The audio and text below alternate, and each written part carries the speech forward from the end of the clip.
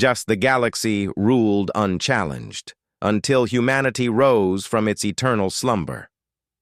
The Zephyrian Empire stretched across 47 star systems, its crystalline ships cutting through the void with the confidence of a species that had never known defeat.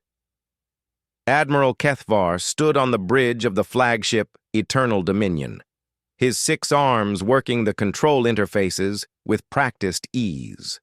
The holographic display before him showed the latest territorial acquisitions, 3 more primitive worlds brought under Zephyrian rule without firing a single shot. The Karathi have surrendered their mining colonies on Vega Prime, reported Sub-Commander Nixtal, her violet skin shimmering with satisfaction. They're offering tribute in rare metals and requesting protection under our banner. Kethvar's mandibles clicked in approval. This was how civilized species behaved when confronted with Zephyrian might. The Empire had perfected the art of conquest through demonstration rather than destruction. A single orbital bombardment of an uninhabited moon, a display of their matter dissolution cannons, and most species immediately recognized the futility of resistance. The bridge hummed with quiet efficiency as reports came in from across the galaxy. The Thylorian Federation had agreed to reduce their fleet by 60%. The Hectari Confederacy was dismantling their orbital defense platforms. The Velcran Republic was sending their brightest scientists to serve in Zephyrian research facilities. "Admiral," called Navigation Officer Zermon from his station, "we're receiving a priority transmission from High Command. They're ordering all deep space exploration fleets to redirect toward Sector 7G. Kethvar turned his primary attention to the message that materialized before him. The words sent a chill through his exoskeleton that he hadn't felt in decades. Unknown signals detected. Possible technological civilization. Threat level undetermined. The last time High Command had used undetermined threat classification was over 2 centuries ago, when they'd first encountered the Andromedans. That conflict had lasted 3 months and cost the Empire 12 colonies before the Andromedans chose exile over extinction. "Set course for Sector 7G, Kethvar ordered. Maximum velocity." 3 days later, the exploration fleet emerged from hyperspace near a yellow star that their databases had cataloged as unremarkable. The system contained several rocky planets, including one blue-green world that seemed to teem with life. What caught their attention, however, wasn't the planet itself, but what surrounded it. Debris fields stretched across the orbital space like mechanical graveyards. Twisted metal structures, some the size of small moons, drifted in silent testimony to some ancient catastrophe. The electromagnetic signatures suggested technology, but nothing like the Zephyrians had ever encountered. "Analysis?" Kethvar demanded. Science Officer Velkara manipulated her instruments with trembling tentacles. "Admiral, these structures, they're massive. Some appear to be weapons platforms. Others might be shipyards or space stations. The metallurgy is unlike anything in our databases. The decay patterns suggest they've been dormant for approximately 10,000 standard years." "Dormant? Not destroyed?" "That's what's strange, sir. There's no evidence of warfare. No blast patterns, no radiation signatures from weapons fire. It's as if everything simply shut down simultaneously." Kethvar studied the debris fields with growing unease. In his experience, civilizations that built on such a scale didn't simply disappear. They evolved, ascended, or were destroyed by forces beyond imagination. "Take us closer to the planet. I want detailed scans of the surface."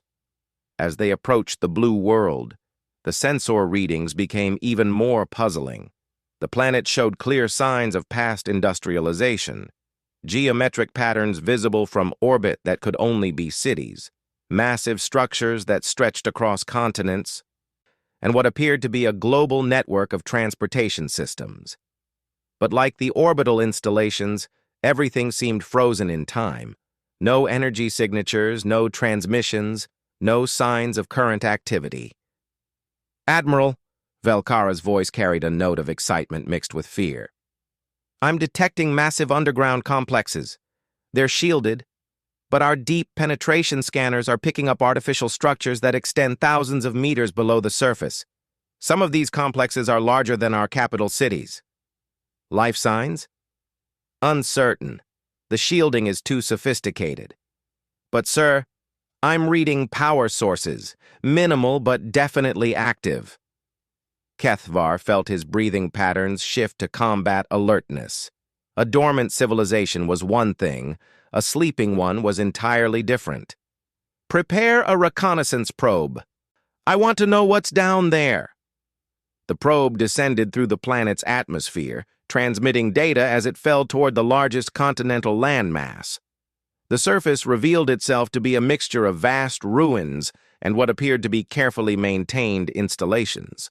Massive towers rose from geometric cities, their surfaces showing no signs of age despite the obvious antiquity of their design. The probe touched down near what sensors indicated was a major population center. The streets were empty, but perfectly preserved.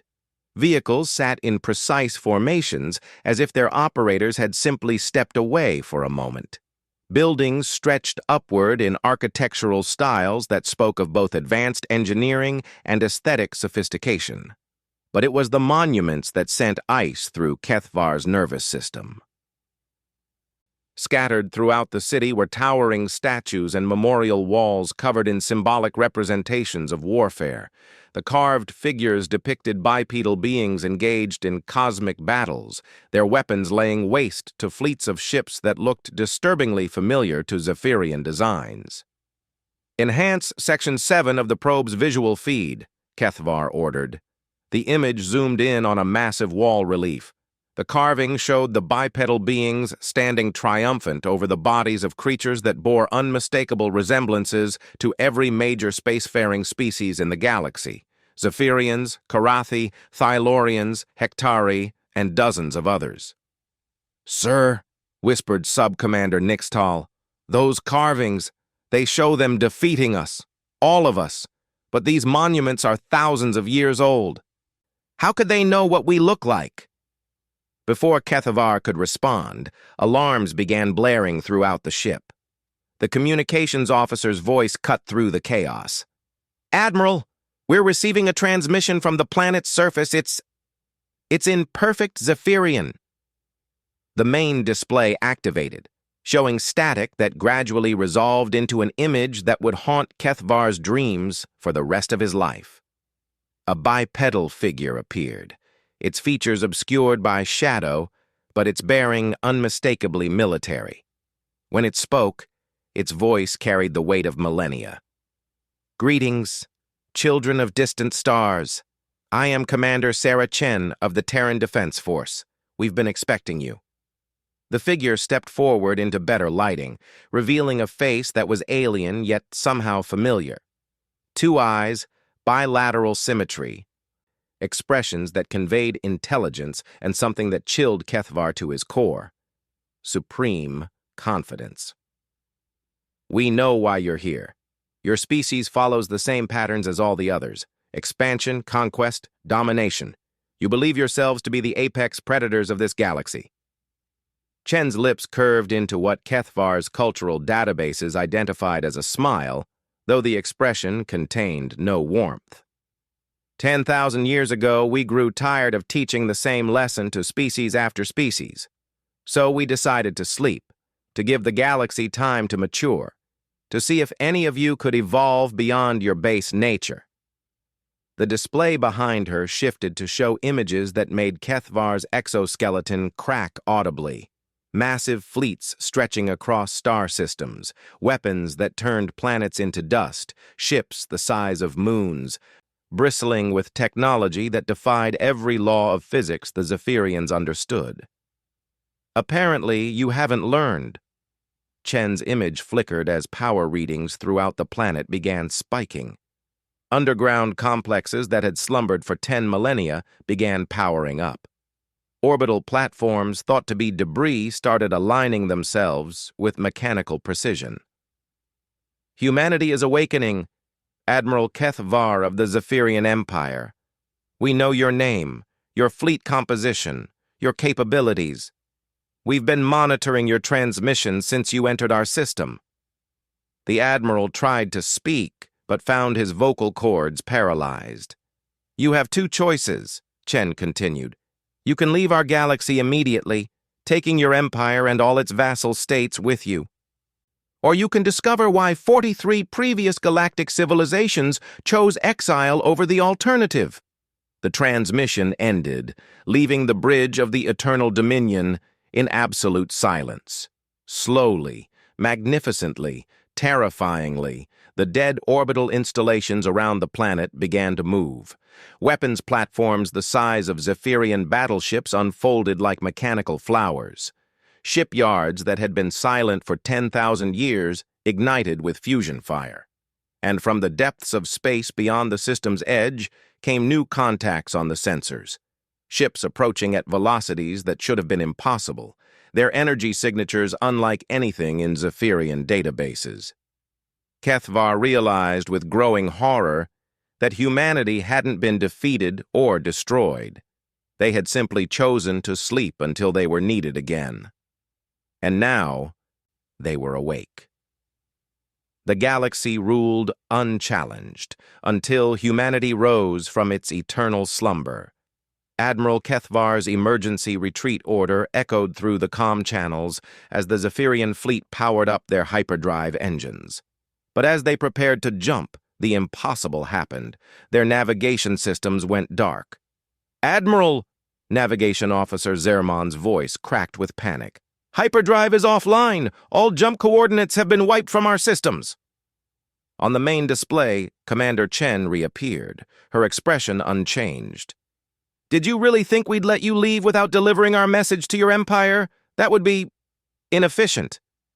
Kethvar watched in growing dread as human ships materialized around his fleet.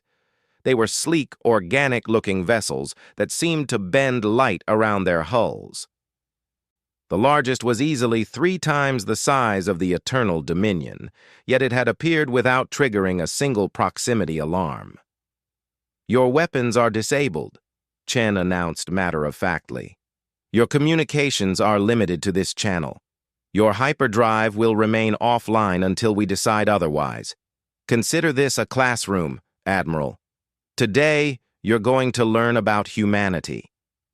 The human fleet took formation around the trapped Zephyrians, with movements so precise they seemed choreographed. Each ship settled into position with mechanical perfection, creating a sphere of overwhelming firepower around Kethvar's forces. 10,000 years ago, Chen's voice filled the bridge. The galaxy was ruled by the predecessors. Perhaps you found traces of their civilization in your archaeological surveys. Tall, noble beings who believed themselves divinely appointed to guide lesser species. The display behind Chen shifted to show ancient ruins that Kethvar recognized from classified imperial surveys. The predecessors had been a mystery for centuries, a civilization so advanced that their technology seemed like magic to modern species. They treated younger races as children, granting privileges and taking them away according to their own judgment. Sound familiar? Kethvar's mandibles clicked involuntarily. The Zephyrian Empire's entire philosophy was built on the principle of guiding primitive species toward proper civilization. Humanity was young then. We'd barely reached our own star system when the predecessors found us. They were displeased with our aggressive tendencies, our tendency to fight each other, to compete, to push boundaries they deemed inappropriate for children. The display showed images that made Kethvar's blood freeze. Earth, but not as the peaceful blue world they'd observed. This Earth burned. Continents were scarred with massive craters. Oceans boiled. The atmosphere glowed with radiation. They decided to teach us a lesson. Orbital bombardment, they called it. Precision strikes against our military installations. They were careful, you see. They only wanted to discipline us, not destroy us entirely. Chen's face hardened, and for the first time, Kethvar saw something in her eyes that transcended mere anger. They killed 4 billion humans in their measured response. Half our population, gone in 6 hours. The silence on the Zephyrian bridge was absolute. But they made a mistake, Chen continued, her voice dropping to barely above a whisper. They assumed we would surrender. They assumed we would beg for mercy and accept their guidance like good children. The display changed again, showing images that defied comprehension. Human ships, but not like the ones surrounding them now. These were crude, angular things held together by desperation and fury, but they were everywhere, swarming through space like insects, attacking predecessor vessels with suicidal determination. We didn't surrender. We adapted. Every destroyed human ship taught us something about their technology. Every failed attack revealed weaknesses in their defenses.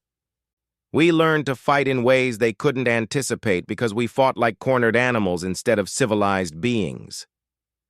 Kethvar watched scenes of humans boarding predecessor ships with nothing but magnetic boots and cutting torches, turning captured vessels into guided missiles aimed at larger targets. Humans building weapons inside asteroids and detonating entire moons to damage enemy fleets.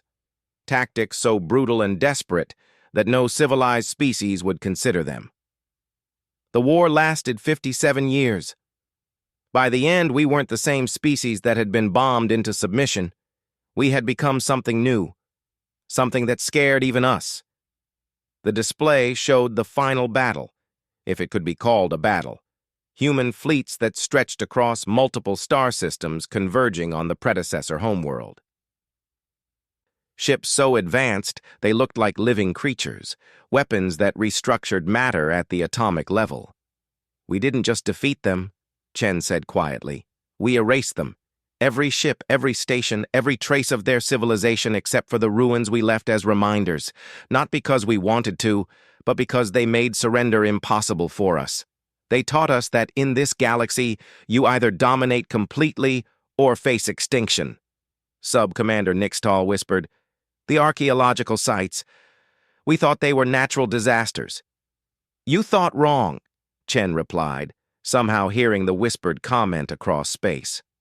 Those craters, those melted cities, those areas where nothing grows even now, those are what happens when humanity goes to war without restraint. Kethvar found his voice. But that was thousands of years ago. Your species, your civilization, it's dormant.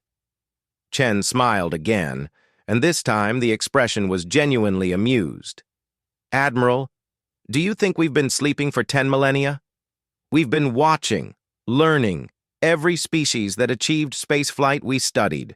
Every empire that rose to prominence we analyzed. Every war, every treaty, every cultural development across 47 star systems, we observed it all. The implications hit Kethvar like a physical blow. You've been monitoring us since before your species developed faster than light travel. We watched the Zephyrian Republic grow into the Zephyrian Empire. We observed your conquest of the Karathi, your subjugation of the Thylorians, your protection of dozens of primitive worlds. The display showed scenes that made Kethavar's hearts race, classified imperial operations, secret meetings of the High Command, even private conversations he'd had in his own quarters aboard ship.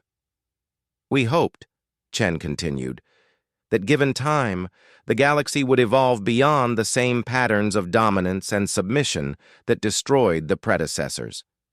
We waited for a species to emerge that chose cooperation over conquest, understanding over control. Her expression darkened. We're still waiting. Around the trapped fleet, the human ships began moving in complex patterns. Kethvar realized they were demonstrating, showing off capabilities that turned his understanding of physics upside down. Ships phased through each other without collision. Others split into multiple vessels and reformed seamlessly. One simply vanished and reappeared on the opposite side of the formation instantly. We spent 10,000 years perfecting ourselves, Chen explained, not just our technology, but our understanding of war itself. We studied every conflict in galactic history, analyzed every tactical development, absorbed every lesson. The navigation officer's console lit up with readings that made no sense. The human ships were somehow existing in multiple positions simultaneously, occupying spaces that overlapped impossibly. Your weapons can't target us because we exist partially outside your dimensional framework. Your sensors can't track us because we control electromagnetic radiation at the quantum level. Your defenses can't stop us because we've learned to rewrite the laws of physics in localized areas. Kethvar's exoskeleton cracked audibly as the full scope of humanity's capabilities became clear. They weren't just technologically superior. They had transcended the fundamental limitations that constrained every other species. But power without purpose is just destruction, Chen said, her voice softening slightly. We learned that lesson the hard way. That's why we chose to sleep instead of rule. That's why we gave the galaxy time to grow up. The Admiral forced himself to speak. What? What do you want from us? We want you to choose, Chen replied simply. You can continue on your current path. Build your empire, subjugate your neighbors, repeat the cycle that has played out 43 times before. If you do, we'll stop you the same way we stopped all the others. The display showed brief glimpses of other species, other empires, all fled to distant galaxies or reduced to small enclaves in remote systems. Or, Chen continued, you can choose to be better. End the expansion. Grant independence to your vassal states. Learn to coexist as equals, rather than masters and subjects. Kethvar's mind reeled. The Empire would never accept such terms. The High Command will accept whatever terms keep their species alive, Chen interrupted. Because the alternative is what happened to the predecessors. Around them, the human ships began powering up weapons that registered on sensors as contained stars. The very space around the fleet began to distort as gravitational fields intensified. We're returning your navigation systems now, Chen announced. You have 72 hours to reach your capital and deliver our message. After that, we begin our own expansion into every system currently claimed by the Zephyrian Empire. The human ships faded from view one by one, not departing, but simply ceasing to exist in visible space. Only Chen's image remained. Tell your emperor, she said in closing, that humanity remembers every species that chose exile over extinction. There's room in distant galaxies for those wise enough to take it. The transmission ended, leaving Admiral Kethvar alone with the weight of carrying news that would shatter his civilization's understanding of its place in the cosmos. As the hyperdrive systems came back online, Kethvar realized he wasn't just delivering a message. He was announcing the end of the galaxy as they knew it. The galaxy ruled unchallenged, until humanity rose from its eternal slumber. The Imperial Palace on Zephyr Prime buzzed with desperate energy as Emperor Vexthul convened the emergency session of the High Command.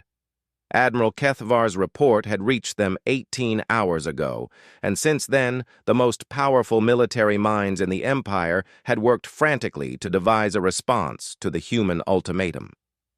Surely they're bluffing, insisted General Corval, his battle-scarred exoskeleton gleaming under the crystal lights. No species, however advanced, could have monitored our entire empire for millennia without detection. Emperor Vexthul's ancient eyes held a weariness that spoke of centuries ruling the galaxy's greatest civilization. Show them, he commanded quietly. The central holographic projector activated, displaying surveillance footage from across the Empire. The images were impossible, human vessels appearing in Imperial space, capturing detailed scans of military installations, recording classified conversations, and vanishing before any response could be mounted. This footage was recovered from our deep space monitoring stations, Admiral Kethvar explained, his voice hollow with exhaustion. Most of it dates back decades. Some recordings are over a century old. The assembled commanders watched in growing horror as human ships phased through Imperial defenses like they didn't exist, gathering intelligence with casual ease. In one recording, a human vessel appeared in the middle of a fleet review, documented every ship present, and departed before the honor guard even realized something was wrong. "They've been invisible to us," whispered Intelligence Director Merkoth. "All this time, they've been watching us like specimens in a laboratory." Emperor Vexthul rose from his crystal throne, his movements betraying the weight of his decision. "What are our options?" General Korval straightened his massive frame. "We fight. The Empire has never surrendered, and we won't start now. Our combined fleets number over 10,000 ships. Our fortress worlds are protected by planetary shields that have never been breached. Against an enemy that exists partially outside our dimensional framework." Admiral Kethvar's mandibles clicked bitterly. "An enemy that can disable our weapons and navigation systems at will? General, I watched them demonstrate capabilities that redefine warfare itself." "Then we evacuate," suggested Fleet Admiral Zinxera. "Gather our populations, our technology, our culture, find a new galaxy beyond their reach." The Emperor's silence stretched across the chamber like a physical weight. Finally, he spoke. "And abandon 47 star systems? Leave behind 1,000 years of civilization? Become refugees in the cosmic dark?" "Better than extinction," Admiral Kethvar said quietly. Before anyone could respond, the chamber's communication array activated without authorization. Every security protocol failed simultaneously as a familiar figure materialized in the center of the room. Commander Sarah Chen stood among them as if she'd always been there, her presence making the vast chamber feel claustrophobically small. The human looked exactly as she had in the transmission, but seeing her in person revealed details that chilled the assembled Zephyrians to their cores. Her uniform bore no decorations, yet radiated authority that made the Emperor's ceremonial regalia seem like costume jewelry. Her eyes held depths that spoke of witnessing the rise and fall of civilizations. When she moved, it was with the fluid precision of someone who had transcended physical limitations. "Greetings, rulers of the Zephyrian Empire," Chen said, her voice carrying perfectly despite the chamber's acoustics being designed for Zephyrian vocal frequencies. "I hope you don't mind the intrusion. Your security systems are quaint." Emperor Vexthul fought to maintain his composure. How did I appear in the heart of your most secure facility?" Chen smiled. "The same way we've been visiting your installations for the past 3 centuries. Your three-dimensional thinking makes you blind to multi-dimensional access." She gestured, and the holographic displays around the chamber came alive with images that made the assembled leaders recoil. Their most secret facilities, their hidden research stations, their classified weapons development programs, all recorded in perfect detail by invisible human observers. "We know about the planet killer you're developing on Zerion 7th, Chen continued conversationally. "We know about your plans to weaponize black hole technology. We know about the biological weapons research on Kepler Station." General Korval reached for his sidearm, but found his limbs paralyzed. Chen hadn't moved, yet somehow she had disabled every weapon in the chamber. "Please don't embarrass yourselves," she said gently. "Violence is a human specialty. You wouldn't want us to demonstrate." Emperor Vexthul forced his voice to remain steady. "What do you want?" "What we've always wanted. For the galaxy to grow beyond its adolescent phase. For species to learn cooperation instead of domination." Chen's expression hardened. "Your 72 hours expired 6 hours ago." The chamber's walls became transparent, revealing the space above Zephyr Prime. Where the Imperial Defense Fleet should have been protecting the capital, human ships now patrolled in perfect formation. The massive orbital platforms that had guarded the homeworld for centuries hung dark and powerless. Your fleet is intact, Chen assured them, noting their expressions of horror. We simply removed their ability to threaten anyone. Permanently. Intelligence Director Merkoth found his voice. The other star systems are experiencing similar adjustments, Chen confirmed. Every military installation in your empire has been neutralized.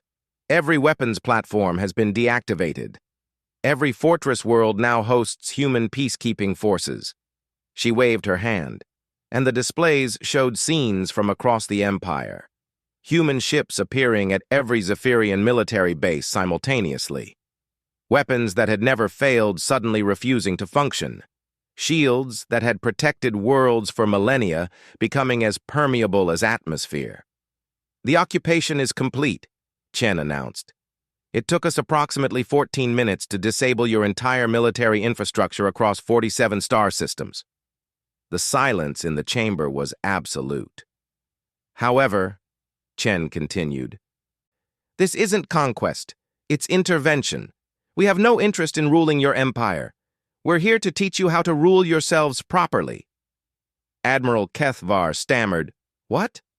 What does that mean? It means you're going to learn what we learned 10,000 years ago, that true strength comes from lifting others up, not holding them down. Chen's voice took on the tone of a patient teacher. Starting today, every species under Zephyrian rule becomes autonomous. The Karathi will govern their own worlds. The Thylorians will control their own destiny. The tribute system ends. The protection racket ends. Emperor Vex Thul's exoskeleton cracked audibly. The empire will collapse. Our economy, our civilization, it's all built on the current system. Then you'll build a new one, Chen replied simply. We'll help. The technology we're sharing with your former vassals will make resource scarcity obsolete. The knowledge we're providing will accelerate their development by centuries. The galaxy is about to become a much more interesting place. General Korval's voice was barely a whisper. And if we refuse? Chen's smile was sad but implacable. General, you have no military left to refuse with. But more importantly, you won't want to refuse once you see what we're offering. The displays shifted again, showing visions that left the Zephyrian leaders speechless. Cities that floated among the clouds. Technology that turned barren worlds into gardens. Ships that could cross the galaxy in hours instead of months. Art, music, and literature from thousands of human worlds they'd never imagined. This is what we built during our 10,000-year vigil, Chen explained. Not just weapons, but wonders. Not just power, but purpose. We want to share it with species mature enough to appreciate it. She stepped closer to Emperor Vex Thul, and her presence seemed to fill the entire chamber. Your empire can be part of something greater than conquest. Your people can explore possibilities beyond dominance, but only if you choose growth over stagnation. The Emperor looked around at his advisors, seeing his own realization reflected in their faces. The old galaxy was ending whether they accepted it or not. The only choice was whether to embrace the new one or cling to the wreckage of the past. What happens to us? He asked quietly. You learn, Chen replied. You adapt. You become the species you were always capable of being before fear and pride twisted you into conquerors. She gestured again, and the chamber's walls returned to normal. But the image of human ships protecting rather than threatening remained burned into every mind present. The galaxy has been ruled by fear for long enough, Chen said, as her image began to fade. Today, it learns what it means to be free. As she disappeared, leaving the Zephyrian leadership alone with the weight of transformation, Emperor Vex Thul understood that they were witnessing the end of one galactic age and the dawn of another. Outside the palace windows, the first joint human-alien research stations were already being constructed.